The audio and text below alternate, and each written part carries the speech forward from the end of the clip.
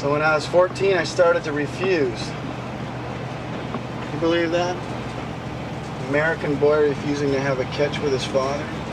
Why at 14? That's when I read The Boat Rocker by Terrence Mann. Oh, God. Never played catch with him again. You see, that's the kind of crap people always try to lay on me. It's not my fault you wouldn't play catch with your father. I know.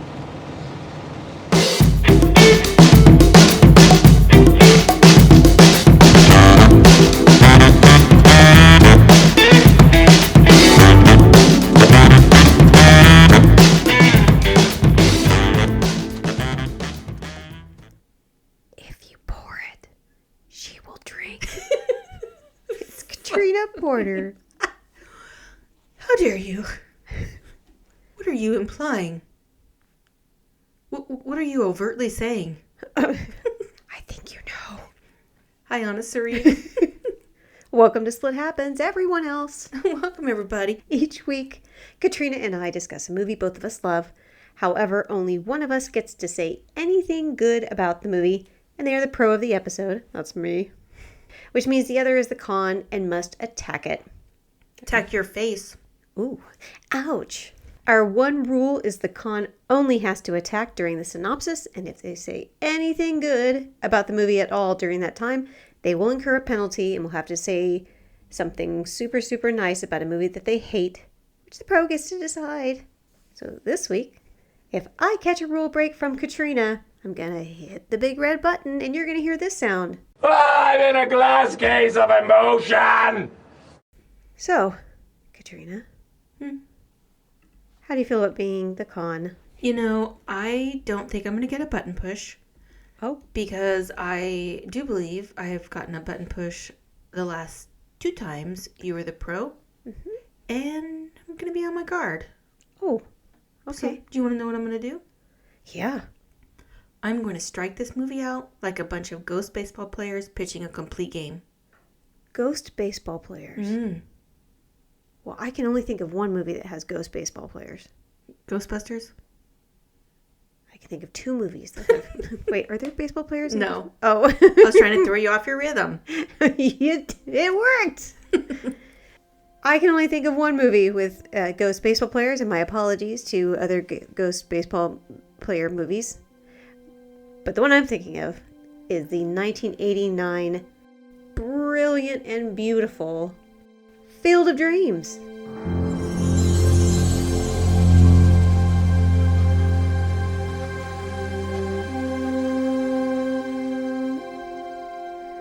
How exciting. It is exciting. And you know what this means. Tell everybody. It means that we're starting our month of baseball movies because it's the start of baseball season. Yippee! You know how I got myself pumped up for this last night? Watching basketball? No. I don't know. I watched the 2015 highlights from the Royals winning the World Series. Aww. And it's always fun to go back and watch that game against Houston where the mayor was tweeting out that the Royals were done. And Yeah, I remember that. yeah, and we came back and won. Mm-hmm. How I should have gotten myself prepared Notes? leads to my disclaimer. Oh. I did my notes for this movie a long time ago. I did not. Well, I did. And unlike many, many movies that I love so much, this is one that I've not seen a million times. Oh. So I love it, but my notes to me, who wrote them, feel very out of context. I have no idea what anything that I've written means, pretty much. God, I can't wait to tear the shit out of them. Yeah, but you're not gonna button push me. I think I will. Motherfucker. I think I will, and I don't think it's going to be through trickery or witchcraft. But, just to be clear, Mm-hmm. because you can't be trusted, because you're a distrustful hoe, saying something about someone's appearance is not a pro about the movie. It's not really a disclaimer, I guess, I just kind of want to chit chat about the movie. I'm having like a trivia hangover from Popeye and then an actual hangover from Popeye. How are you feeling after Popeye? Oh, it's just to give you a little insight into how things go here. every time we finish an episode, it's like clockwork. Anna will go, how do you think that went? I'm like, oh, I'm not sure. I'm not sure if it's funny. Like, literally well, no. When we're real drunk, I'm like, I don't know. It seemed fun.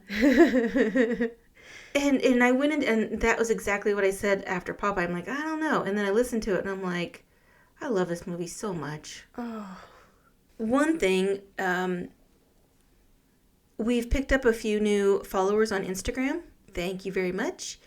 And I've noticed, because I check you guys out, not in a weird way. A little weird. Notice we got lots of sports fans on there from various teams. Just because I talk about the Kansas City Chiefs and the Kansas City Royals and the KU Jayhawks does not mean that your teams are not special. Yeah, you were, back in the day, you're about one of the biggest Bulls fans, Chicago Bulls fans. Oh, yeah. You're the only person I knew that had a life-size poster of Scottie Pippen. I know we got a Giants fan. Hey, the Giants are making a comeback. Not the baseball team. The football team. They look good this year. Oh, I forgot that was a baseball team, too. Really? Bumgarner? The San Francisco Giants? San Francisco Giants. Yeah. Bumgarner, who destroyed us. It's coming back to me now. I did feel slightly betrayed during that World Series. Bumgarner? No, because Steve Perry sang during the World Series. That's why you felt betrayed? By Steve Perry, yeah. When the lights go down in the city. That's about San Francisco. And the sun shines on the bay. Well, the light went down in my heart when there wasn't a single fucking Royals player who could get a hit off of him. Yeah, that was a thing. So don't hate us because I talk about the teams that we love a lot. I love your teams too, just not as much. I don't have a ton of trivia for this movie. I know there is quite a bit, probably. I kind of think that works well though, because I think so many people love this movie and I think it's fun. I read the book that this is based on. Oh, It's been a long time, but I did read it. It's called Sheila's. get that button away from your hand. I think I'm gonna need it. You ain't. The budget for this movie was about $15 million. Is that in corn? $13 million in corn, and then $2 million to spread around. The worldwide gross was about $88 million. That does not surprise me at all. It did very well. It had kind of a shitty opening weekend, but other than that, it did great. So yeah, the movie's based on a book called Shoeless Joe. There are a few differences from the book. There's not a ton. Nothing that really matters too much. No huge changes, but I'll get into that. Unless you're the author of the book, and then those changes matter a lot. Yeah, there's one thing in particular that they couldn't get around. They had to make a change. Do you want to get into the movie? Let's do it. All right. Let's see what happens. If you feel good with it. Play the fucking song. All right.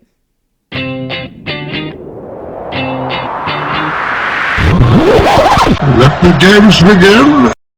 Our movie begins with Kevin Costner. No. Oh. Mm-mm. It does, though. No, it doesn't. How do you think it starts? The movie starts with an opening theme song that doesn't sound like baseball music. That's a con.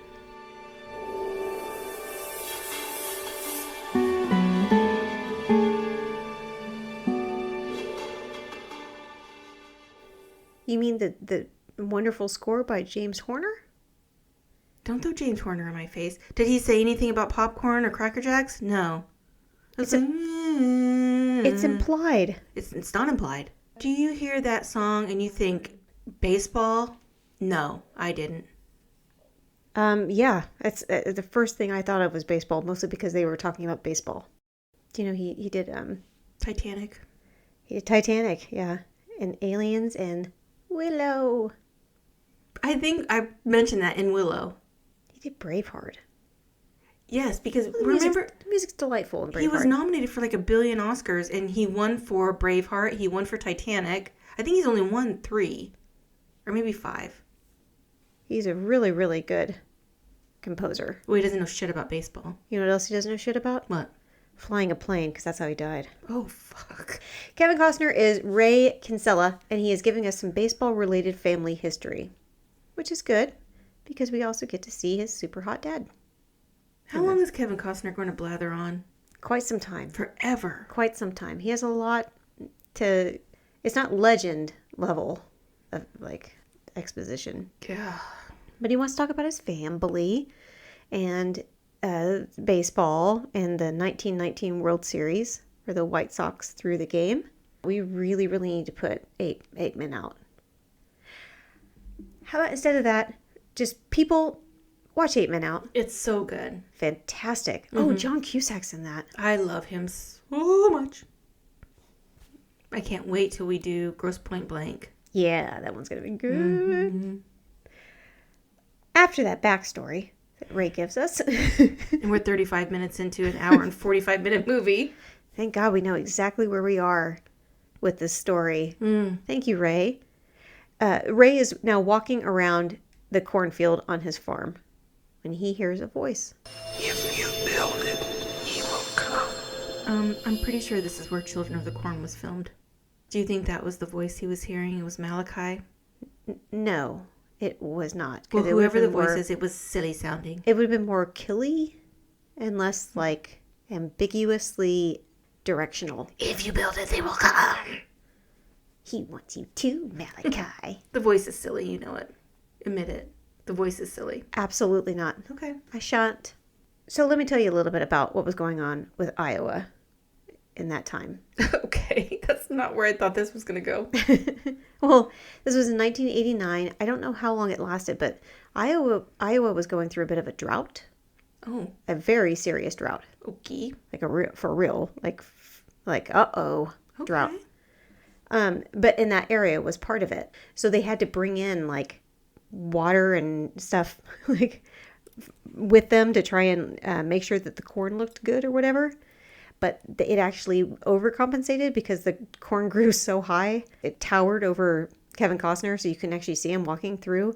So they had to build like a 3-foot walkway through the cornfields so that his head would actually be above the corn. Do you think like all the people that were like didn't have enough water were standing around while all this water was being dumped on this field like Flint Hills, Michigan? You read my fucking mind. That's all I could think of when I was like, every time I'd read anything about this drought, which comes up a few times with this, that's what I thought of. Let's go dump some more water on this field. Uh-oh, we had too much water. Sorry, losers.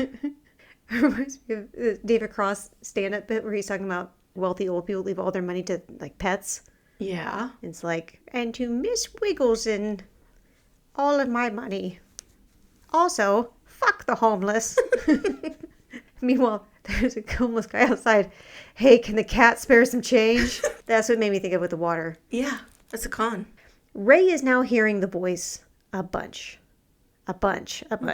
Even when he's trying to sleep. And that ghost kind of needs some boundaries. Ray's wife, Annie, she's a real spitfire, that one. Annie has a frenetic energy that gives me a lot of anxiety. Does she really? Yes. Because I identify with her on occasion. At dinner, she throws a napkin on the table like it's a weighted blanket.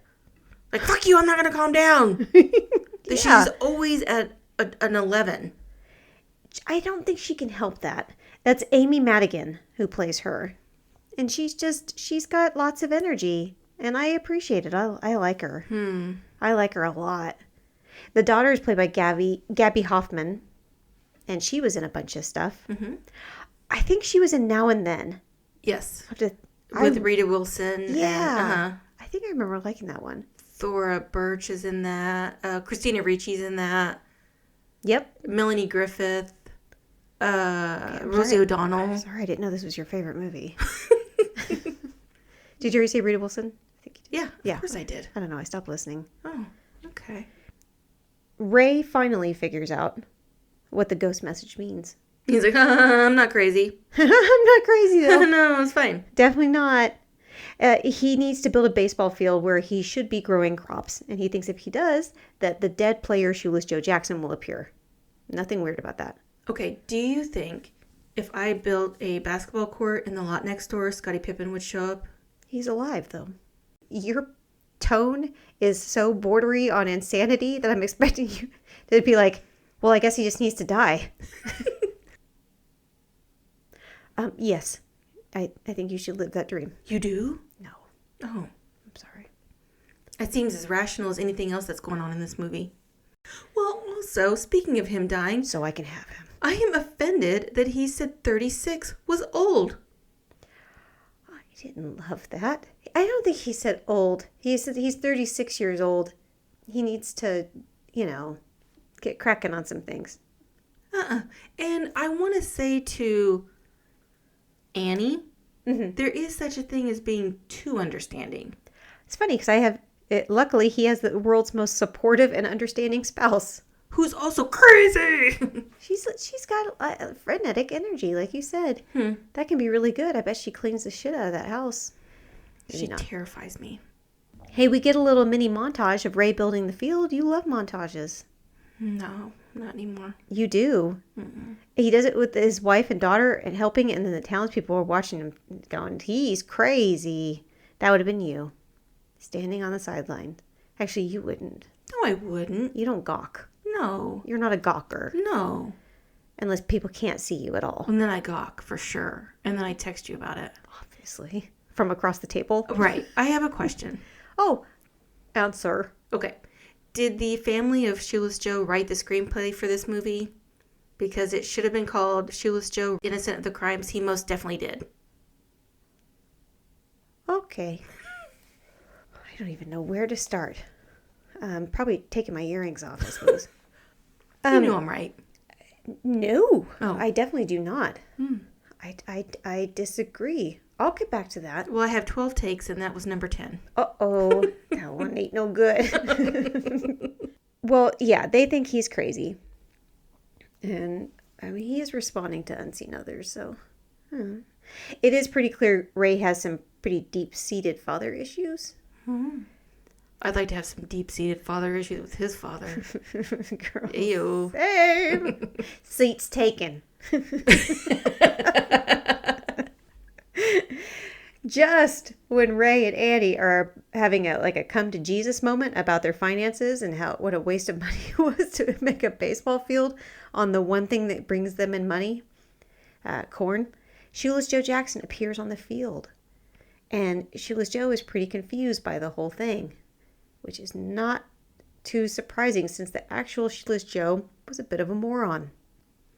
I see Shoeless Joe went to the Bill Paxton School of Dirt Whispering. Did he pick up some dirt? Yes. They were good friends. Him and Bill Paxton?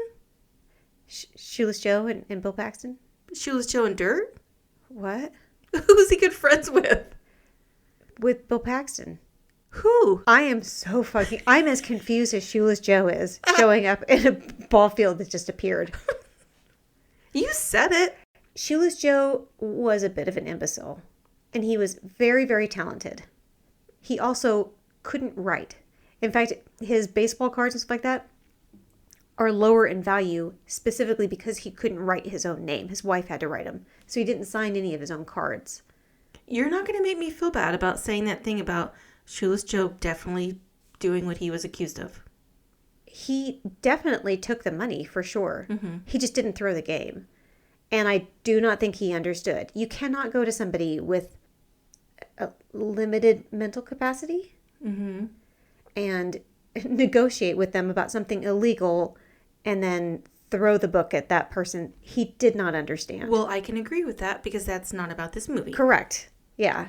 I have a very soft spot in my heart for Shoeless Joe. Okay. Phil Alden Robinson. By the way, I don't even think I mentioned that Phil Alden Robinson is the one that directed this movie. Sorry. He allowed Ray Liotta to bat with his right hand, but still put him through like several weeks of extensive training, a bit like baseball training, to be able to develop a good swing. And that part where he's like, let's see if you can hit my curveball. That was funny as hell. I don't remember that. You don't? Mm-mm. It was when Ray goes out there to play baseball with Shoeless Joe, and he's like, let's see if you can hit my curveball, and then he immediately almost knocks him on his ass. That actually was Ray Liotta. He hit that at him. And that was a real reaction from Kevin Costner because he almost laid him out. Well, at one point he's like, ease his pain. And the vibe is getting a little To Catch a Predator. Personally, I would watch an entire 2-hour movie of Ray Liotta talking. You can say that because it's not about this movie. R.I.P. Yeah. Timothy Busfield is Annie's brother, Mark. We know him best as Poindexter from Revenge of the Nerds.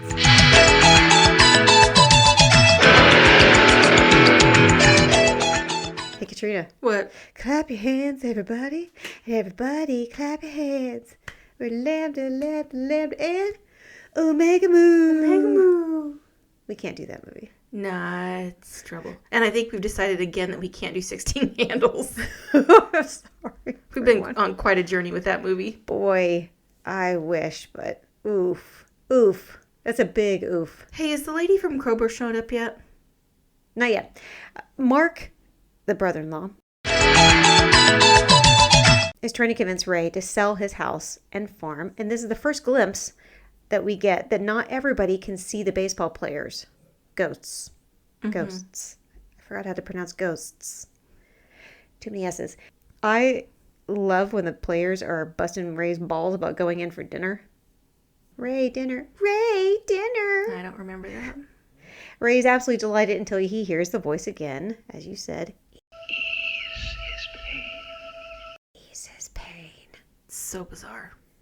Give him a massage. Hey, PTA meeting time. Lee Garlington plays Beulah. And you, as you said, she was in Cobra. Oh, I love her in Cobra. She was not very nice, though. She was not very nice. No. Her hair was wild. Yeah. You know what? She's not very nice in this. That movie's wild in general. She wants to ban books from the school. Of course. Well, That's how you know she's a villain. I mean, luckily nothing like that's happening now. She specifically wants to ban a book by Terrence Mann. This is one of the changes from the book that I was talking about. In the book, it's J.D. Salinger. It's actual author J.D. Salinger. Oh, well, but that was a lot, right? Lots of people wanted to ban Catcher in the Rye and... Sure, but he did not want his name in this movie at all. At all. He's threatened to sue. Dang. Right, so they had to change it to Terrence Mann. Calm down, JD. Just so I can go ahead and head you off before you get into it, this is Terrence Mann, this fictional character writer, and not... From Legend. No, for fuck's sake. I know. Not Tim Curry, and not Terrence Mann, actor from A Chorus Line.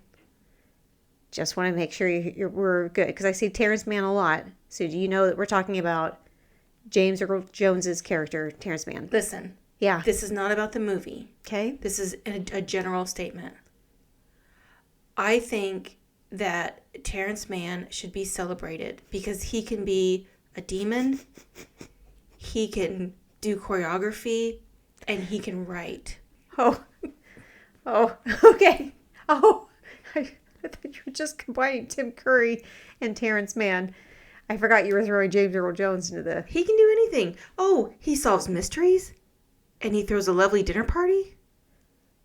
Oh, Clue? He didn't solve mysteries. He committed crimes. He can commit crimes, but then and be lovable at the same time. He really is lovable. Okay. Okay. I swear to God, watching the PTA meeting reminds me of every city council meeting on Parks and Rec. Oh my God. It really does.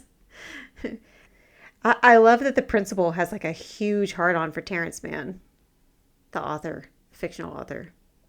Who doesn't? He can do anything. Did you recognize the principal? No. He was in Men in Black. He was the one that had the little alien in his face. Oh. Until he took his face off. And he's like... My absolute favorite part of this scene is when Sassy Pants Beulah, the chick from Cobra, turns to the audience to say about Terrence Mann. She's like... You know why he stopped writing books? Because he masturbates.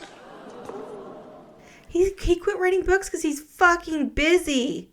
Is he? He's got to get Sheila's ass on stage God all the damn it. time. Sheila, get your ass on stage. You know she wanders off all the time. She's a wanderer. This was Amy Madigan's Annie. This was her first scene that she shot in the movie. Everyone in Annie's life is scared shitless of her and will do exactly as she says. Funny you should say that, because I love when she gets into the verbal sparring match with Beulah. To me, it felt like she turned right into me after someone has said something to you that I don't like. Oh, God. It's brutal. If Anna loves you, she's your ride or die. And she will go ham.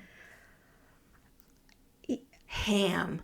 I just don't like when people say things that are disrespectful.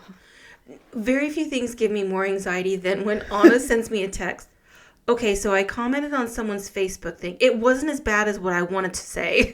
Yeah, it's always not as bad. Like, I oh, had to God. do heavy editing. I have to do heavy editing a lot. Oh, no.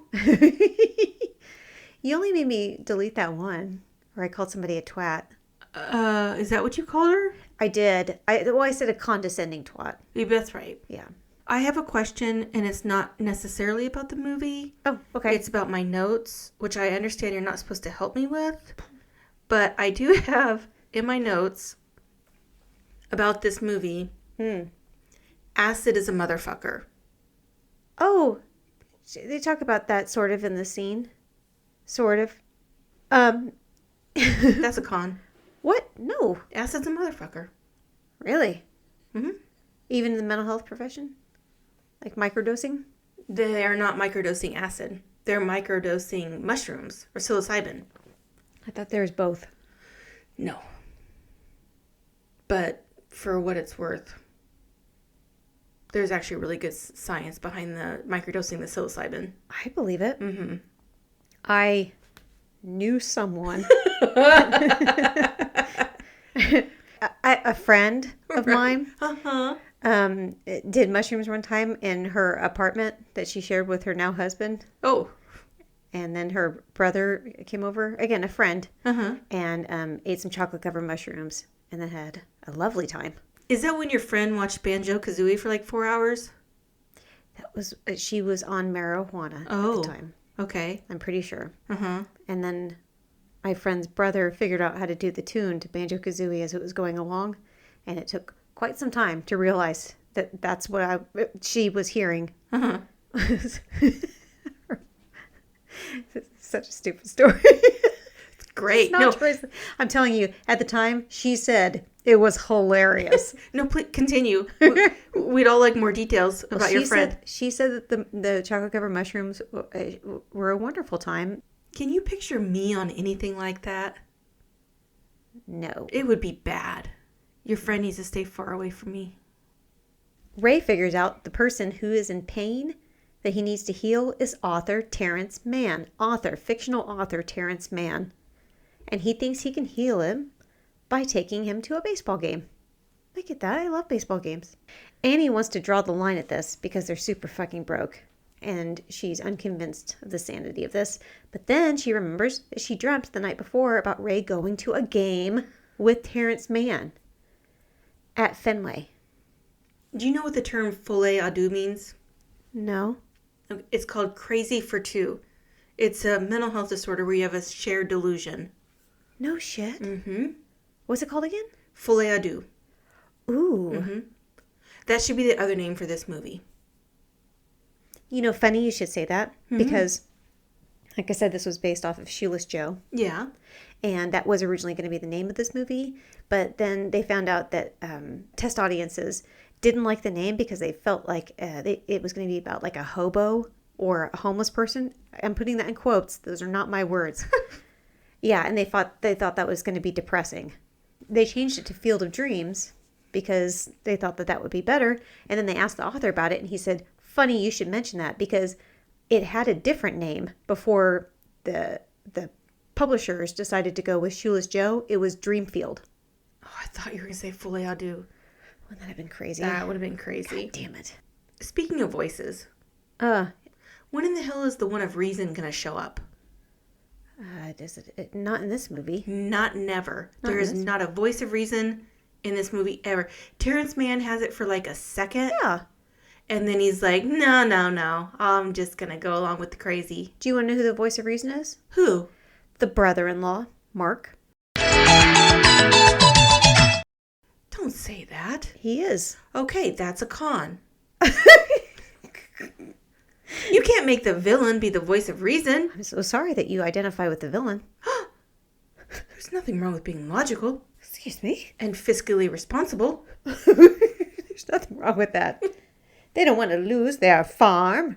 They'll lose it all over a pipe dream and some dirt instincts. Are you kidding me? Like, Ty would be like, I want to do this. And I'd be like, oh, okay. So you're going to be outside doing that. Guess I'm going to go see some more clients so I can support us. Go make some money. The hard way. Yeah. Okay. So he has convinced Annie that he should do this, but not Terrence Mann, who basically tells him to fuck off.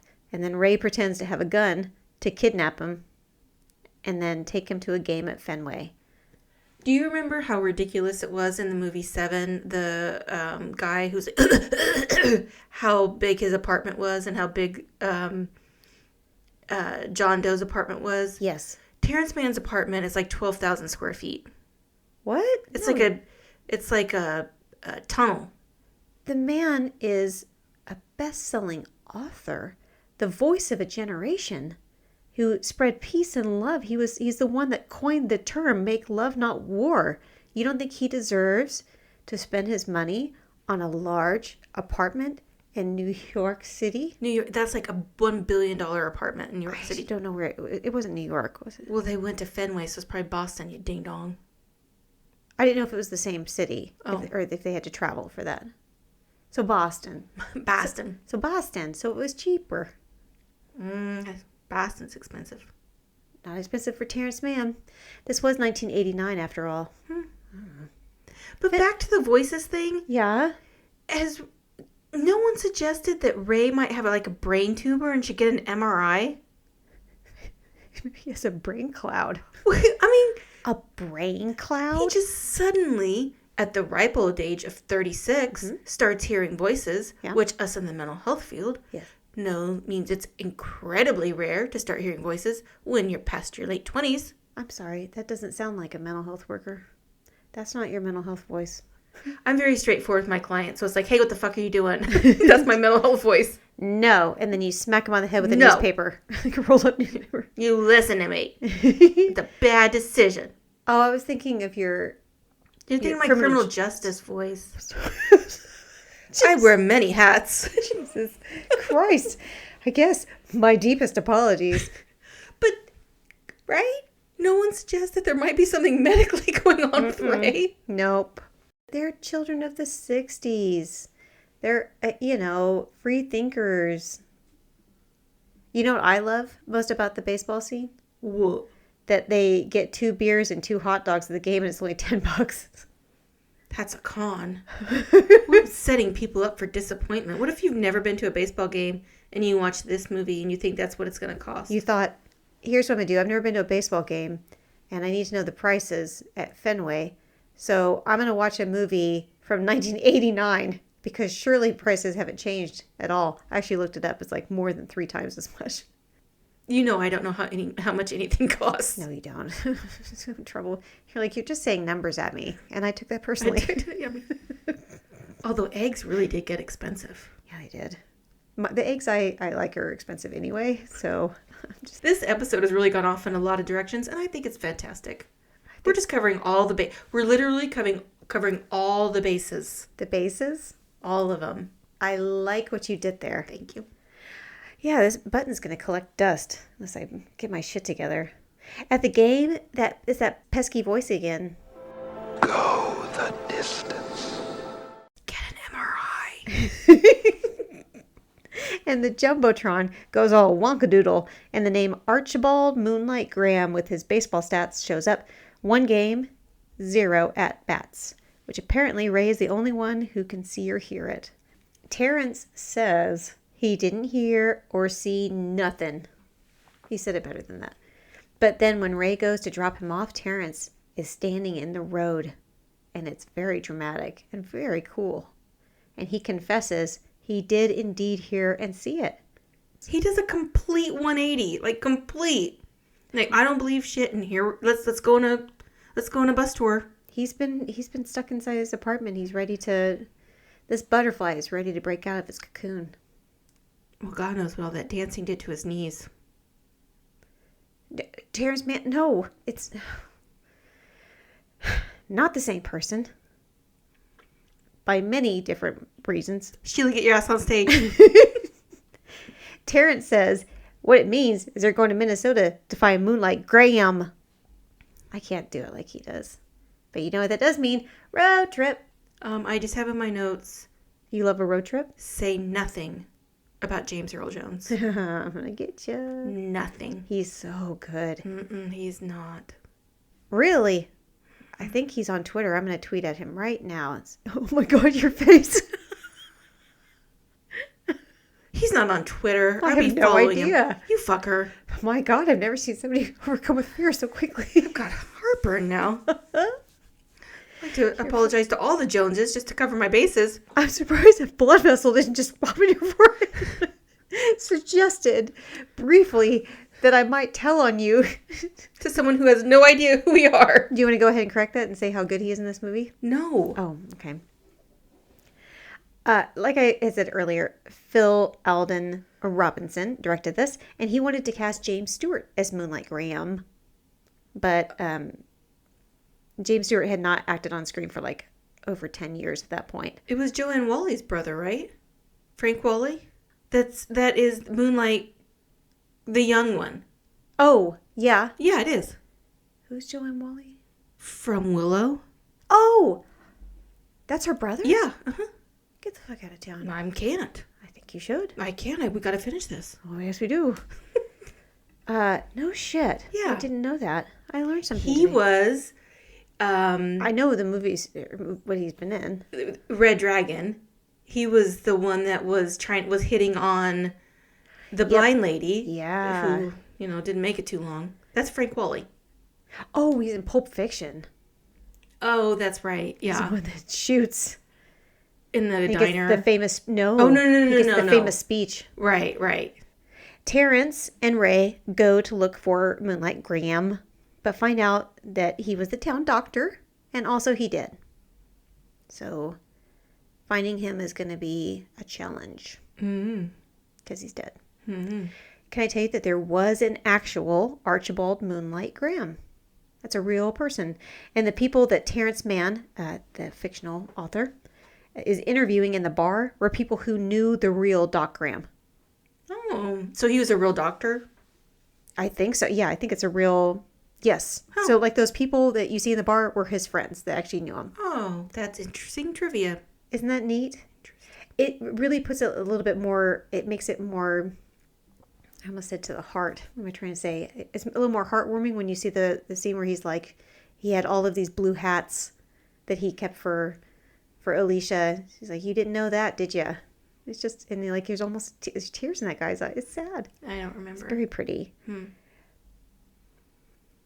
Having hit a dead end, no pun intended, that evening Ray goes for a walk around Doc Graham's town, and then he notices he's no longer in present time. He is in the year 1972, the year that Doc died. Wow. Eerie. Don't you find that strange? No. Oh. I find it completely unrealistic. Unrealistic that you would just somehow be in 2 decades or a decade and a half earlier. Yeah. Well, some people don't have the capacity to believe. He spots Dr. Graham and talks with him about his baseball career, and Graham says that his only wish is he would have loved to get an at-bat and stare down a big league pitcher and wink at him just one time to fuck with him. That's what he said. They had to put an F word in this movie. That's not what... There was no F word. Yeah, they had to take out a whole bunch of like gory shit in order to get the F word in. It's not true. This is PG. Ray tries to convince old man Doc to come to his baseball field, but he's a no-go snow cone. How can the wife sell the farm without Ray's permission? She can't. She doesn't. She tries to, though. No, she doesn't. If Ty tried to pull that shit on me, he'd be less something. It wouldn't be a shoe. She didn't sell shit. The bank owns the note on it. The bank sold it to those partners. Right, but they're trying to get her involved in it. And she Yes. can't do it without him. Correct. And she doesn't. But why are they even trying? Because that's her brother, and he's a little skeevy. Well, that's and not legal. I think it's legal. It's just unethical. I don't know. I don't know anything about fucking ethics. Gross. This was Burt Lancaster's final movie role as Moonlight Graham, and he is really good. He is on the screen for so little time, but every time you see him, it feels believable. He just has this amazing presence. I didn't remember that he was in the movie. Really? No. He says, I better get home before Alicia thinks I got a girlfriend. And then he just smiled at me. Smiling at me. He's smiling at me. On the drive back home to Iowa, Ray and Terrence pick up a young guy hitchhiking, and he tells them that his name? Archie motherfucking Graham. Face crack, bitch. This movie has more ghosts than Kevin Spacey's fan club. Wow. I ain't mad at that. Don't be a dickhead, and we won't treat you as such. Mm-hmm. Ray tells Terrence about his dad and that he never made it big, so that he tried to get his son to fulfill that dream, but it just made Ray hate baseball growing up. And then he says at 14, he read a book that changed his life, and he never played catch with his dad ever again. And that book, Twilight. No. Yeah. No. There was a baseball scene in that. I remember. It's ridiculous. That movie made me hear voices. And it was like, stop. What are you doing? You're better than this. Right. No, it was actually a book by Terrence. And his response was hysterical. Look, it's not my fault. You play catch with your father.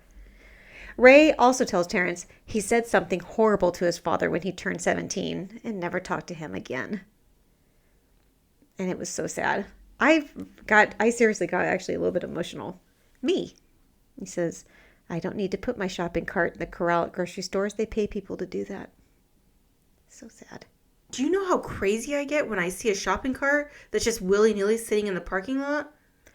You know how angry that makes me? Flames. Right.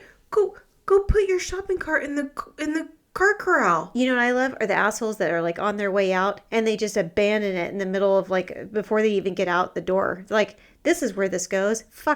Good luck everybody else. Fuck you. Like, the appropriate spot is 5 feet away. And you know me. You give a horrible look to those people. Horrible look. I'm like, I'll go, I'll put this away. This is why I have so much anxiety. I'm constantly worried Anna's going to get killed. You must not have seen the carts go over there.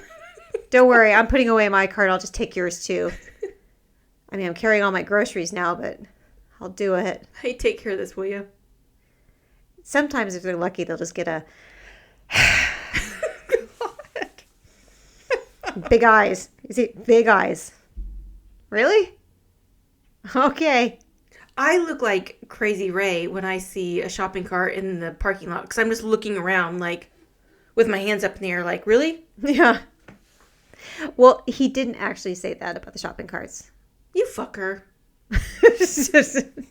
What he actually said was, I could never respect a man whose hero was a criminal. Ouch. Man, teenagers can cut you fucking deep. Am I right? That reminds me of your daughter. Oh, shit. Well, guess who his hero was? Shoeless Joe. This movie has layers. Layers upon layers. Like a parfait. Layers of craziness. They get to Ray's home, and the baseball players have grown in size. Not in size as like growing up. But like more plentiful. Mm-hmm. Shoeless Joe Jackson remarks about Ty Cobb's desire to play on the field of dreams here, which I love this scene too, and I know you do, because Ray Leo just laugh. He's like, Ty Cobb wanted to play. None of us could stand a son of a bitch when we were alive, so we told him to stick it. Hey. Terrence Mann looks at Shoeless Joe like I look at anything new or when my books have been moved. Like, with just complete distrust. Like, what's happening? What? I didn't do. If there's any out of place, I didn't do it. I fixed it earlier. Did you? Who fucked it? Ghosts? Book ghosts. No, all of the ghosts are in this movie. Yeah. Thank God. Nice and contained. Like Ghostbusters. In real life, the players were actually very close friends. Shoeless Joe and Ty Cobb. In Joe Jackson's later life, he ran a liquor store in South Carolina. Shoeless Joe Jackson did. Seriously. And Ty Cobb stopped by there to buy some bourbon. And then while he was getting rung up or whatever, Jackson didn't like make any recognition to him. And then Ty Cobb was like, "For God's sakes, Joe, don't you remember me?" And then Joe Jackson replied, "Well, sure, I remember you, Ty. I just didn't think anybody wanted to remember me anymore."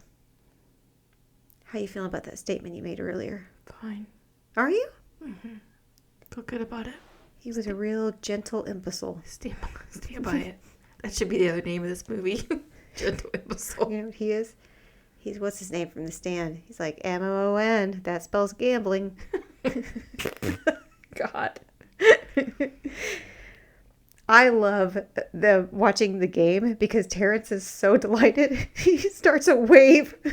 Just three of them. And he's looking around, which is not funny. It's sad, actually. Is it? Yeah. It sounded like you thought it was funny. No, I didn't. I said it was sad. When he was looking around? What was he looking around for? He was looking around for people to help, and no one would help do the wave with him. He was sad. There's two other people. 100% of the people sitting in the stands did the wave with him. Archie Graham finally gets his chance to bat. And he does exactly what he was wishing for. He winks at the pitcher. Yeah. He's a weird winker. He winks at him. And then he almost knocks him on his ass. It's like, what'd you do that for? It's like, he winked at me. Don't wink, kid. He winks like Alexis Rose. Like, okay. Oh, sorry. I already told you about the drought going on. and all those poor people that were standing around thirsty. Yeah. They actually brought in, like, they planted grass and it was beautiful and everything, except, again, They watered the grass, but not the people. well, no, there's a drought. So they didn't take care of it as well as they needed to. So they painted it green. Lazy. It's a con. When Brother Mark shows up and steps in front of the baseball game and the players want to fucking kill him. The brother-in-law? Yeah. Yeah. And oh my God, Terrence Mann's speech. I don't remember it. You don't? It was seemed like it lasted forever. And That beautiful speech that James Earl Jones did. People will come, Ray. They'll turn up your driveway, not knowing for sure why they're doing it. They'll arrive at your door as innocent as children, longing for the past. Of course, we won't mind if you look around, you'll say. It's only $20 per person. They'll pass over the money without even thinking about it.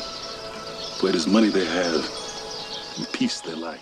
Oh, it's beautiful. He delivers it so incredibly well. And it's believable because he's an author. It's just like, of course he would write and say something so beautiful. It's pretty beautiful, isn't it? This movie's beautiful. Well, thank God Ray's little daughter almost chokes to death on a hot dog. the choking is absurd. Why? It was so silly. She's like 5 years old. What's going to happen? How's she going to get saved? I don't know. What happens next? She dies. No, she doesn't. Dead kid. No. If only there's a doctor around. No. She dies, becomes a baseball player, and enters the field of dreams. That is all incorrect. That's true. She chokes on a hot dog, but luckily the baseball players just acquired a doctor. And Archie crosses the baseball line, which means he's now Old Man Doc Graham. And thanks to him, he not only saves the girl, but makes it to where Mark can now see the players. And Mark has changed his tune quite a bit. Everyone in this movie does an immediate 180. What would you do if you saw a bunch of dead baseball players? You know what I'd do? I would do the sensible thing and I'd go get a goddamn MRI because I had a brain tumor. I'm a tumor. I'm a tumor. I'm a tumor. Right? No. If you saw it, like if multiple people were all seeing the same sight, they were all seeing these baseball players, this phenomenon, do. Folie à deux. But that's between, a deux means between two. Listen, Is there like a multiple? I'm telling you right now. Folie, everyone? If I saw Bob Marley Yeah. suddenly singing, Yeah. I wouldn't go, oh, thank God, Bob Marley's ghost is in front of me. Yeah. I'd be like, oh, shit, I better go get an MRI because my brain's wackadoodled. But if like 5 of us saw it, you'd be like, this is a fillet of fish. No, I would say I'm going to go to the emergency room and get my blood work tested because we've all ingested something that's not good for us. Acid?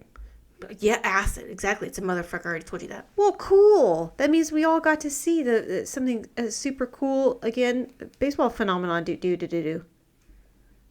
Wouldn't that be rad? You know I would have a lot of questions if this happened to me. Yeah, can I have your signature? No. What was it like to play in the 20s? No. Did you really cheat in the 1919 World Series? No, I wouldn't ask that. That's insensitive. How much is a loaf of bread in your time? No, I would throw your ass in the car. We'd go get our brain zapped. Ew, I don't want to. Yes. That feels tedious. And I would give him a shoe.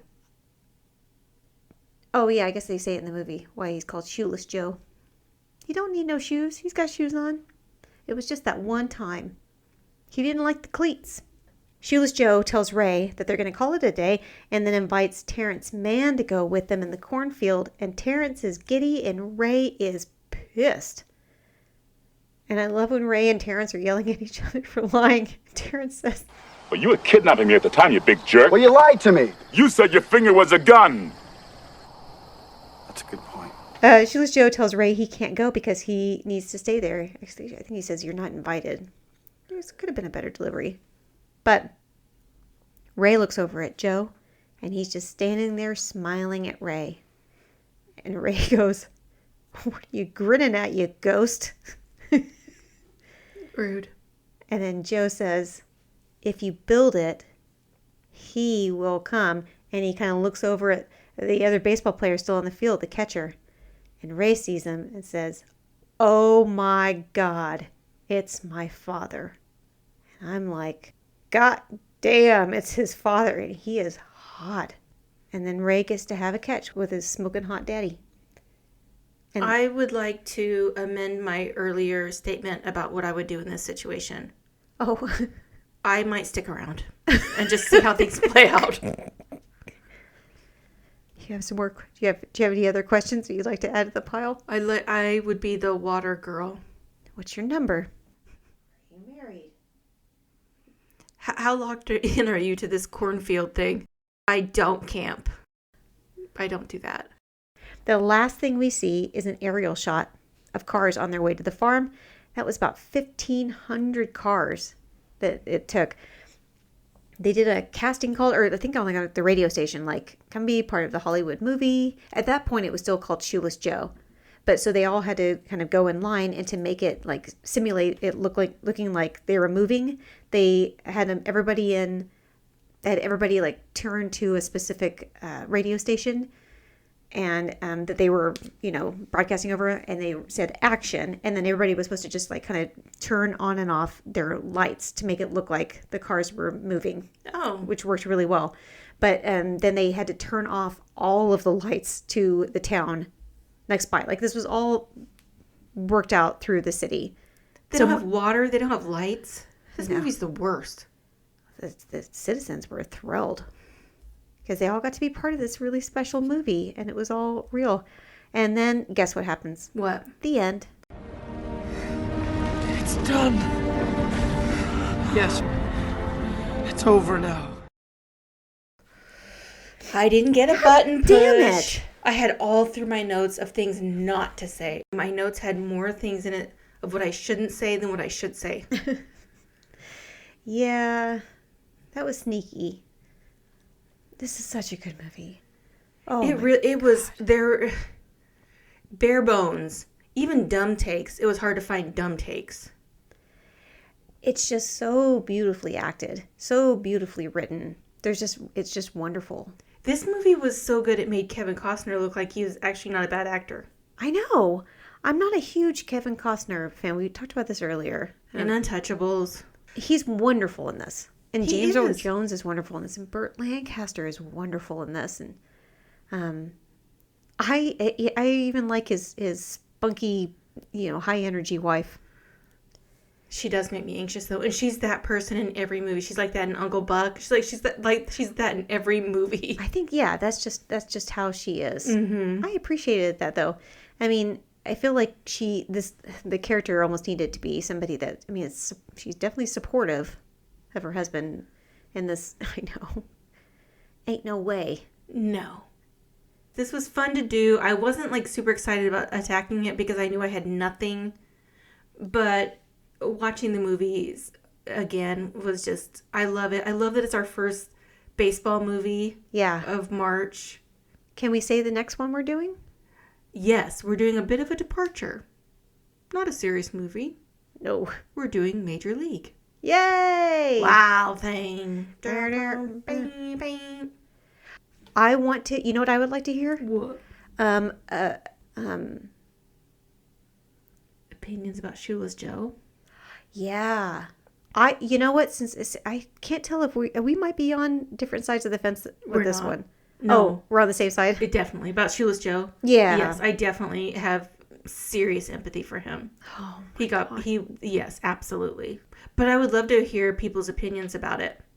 I would like to hear if people have differing opinions and what their thoughts are about that. And just maybe even about sports controversies in general, like should Sammy Sosa and Barry Bonds, all the people that with the roiding and all that stuff being in the Hall of Fame, and I do have thoughts about this specifically. Pete Rose, and I mean, I would love to hear people's thoughts about it. I actually think there should be an entirely different league for people that like go crazy with their bodies and stuff. You mean like with like drugs and stuff? Mm-hmm. I say just fucking go for it and make an entirely different league of like goddamn super soldiers, like it's just roided not out. that common anymore because there are so many like legal supplements and injections and things you can do. I don't know. It's just interesting seeing like photos and stuff of athletes in the 20s, like 19, the teens and 20s and 30s and 40s. I mean, they're skinny. Yeah. Not one of them have helmets. No. In any sport. For fuck's sake, hockey didn't even get helmets until like the 80s, I think. That's crazy. It is crazy. It's fucking crazy. Absolutely insane. Mm-hmm. Anyway. That's what I want to hear. Well, yeah, I love that. Well, until we do Major League, I guess, huh? Next week. Yeah. So next week, huh? Yeah. All right. Same place, same time. Same bat channel? Yeah. Same bat time? Yeah. All right. Well, this was fun, Katrina Porter. It was fun. Honest Rain. Thanks, everybody. Bye. Bye.